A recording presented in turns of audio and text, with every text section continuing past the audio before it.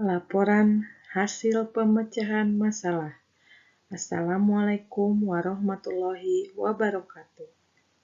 Saya, Rizka Rosinta Agustin, SPD, Guru Kelas 3 SDLB Tunarungu, Unit Kerja Dinas Pendidikan Balai Sekolah Luar Biasa Negeri Bagian B Garut. Peserta didik tunarungu mengalami hambatan dalam kemampuan berbicara dan/atau berkomunikasi dengan orang lain. Hambatan dalam kemampuan berbicara atau berbahasa yang dialami oleh peserta didik ditunjukkan dalam mengeluarkan kata-kata yang diucapkannya. Hal tersebut merupakan bukti dari permasalahan miskinnya kosakata yang dimiliki oleh peserta didik. Dengan hambatan yang dimilikinya tersebut, peserta didik akan mengalami kesulitan untuk memahami bahasa dan lingkungannya. Permasalahan yang dialami oleh peserta didik tunarungu perlu ditangani sejak dini agar dapat mengembangkan potensi yang dimilikinya seoptimal mungkin.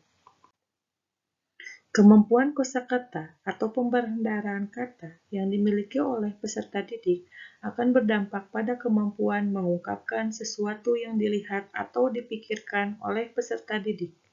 Kemampuan kosakata tersebut akan membuat peserta didik mengerti terhadap lingkungan dan informasi yang didapat, baik secara visual maupun auditif. Kekayaan kata yang dimiliki oleh peserta didik akan berdampak pada kemampuan untuk mengekspresikan diri bagi peserta didik tunarungu.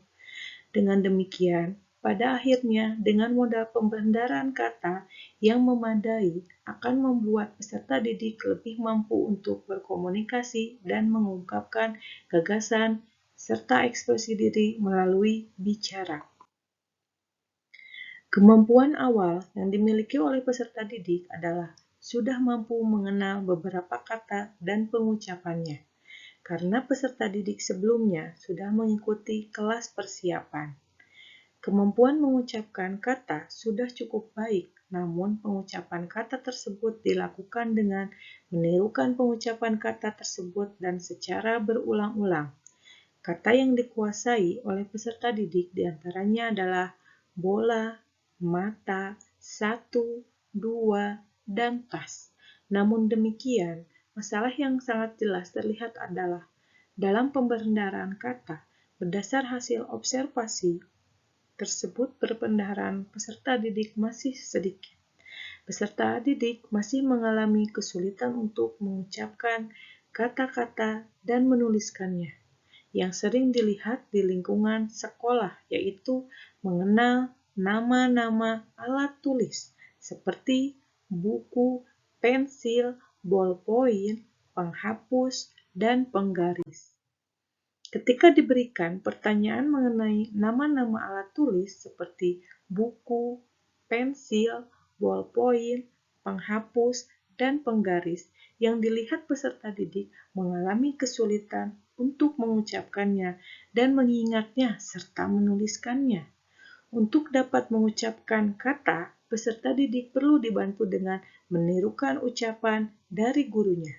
Selain itu, untuk mengingat nama-nama alat tulis seperti buku, pensil, ballpoint, penghapus, dan penggaris, bahkan sampai menuliskannya, diperlukan waktu yang cukup untuk mengingatnya.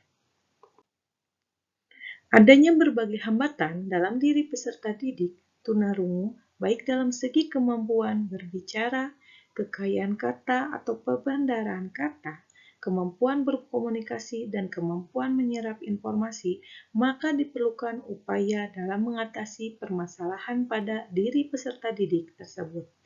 Upaya dan alternatif solusi dalam mengembangkan potensi yang dimiliki oleh peserta didik dengan penggunaan metode belajar akan sangat bermanfaat bagi perkembangan pemberendaran kata peserta didik. Pendekatan kontekstual adalah pendekatan pembelajaran dengan mengaitkan materi belajar dengan kehidupan nyata. Peserta didik mampu mengaitkan kejadian atau peristiwa yang dialami dalam pembelajaran. Keunggulan pendekatan kontekstual antara lain adalah pembelajaran menjadi lebih bermakna dan nyata. Dengan ini, peserta didik mampu mengaitkan pembelajaran dengan pengalamannya, sehingga pembelajaran tidak mudah dilupakan oleh peserta didik.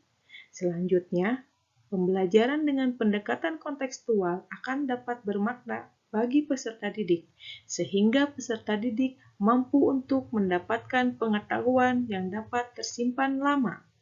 Selain itu, pendekatan juga akan menekankan pada aktivitas peserta didik secara menyeluruh, baik secara fisik, psikis, dan mental. Hasil pemecahan masalah pada peserta didik adalah mulai mengingatnya untuk nama-nama alat tulis seperti buku, pensil, ballpoint, penghapus, dan penggaris. Dengan memberikan isyarat sibi pada setiap nama-nama alat tulis, serta untuk menuliskannya dibantu dengan spil isyarat sibi huruf. Yang menjadi bahan rujukan dari permasalahan ini adalah berdasarkan asesmen, diagnostik, dan juga berdasarkan informasi dari teman sejawat, serta bahasa isyarat sibi tentang nama-nama alat tulis seperti buku, pensil, ballpoint, penghapus, dan penggaris, dan bahasa isyarat sibi huruf alfabet.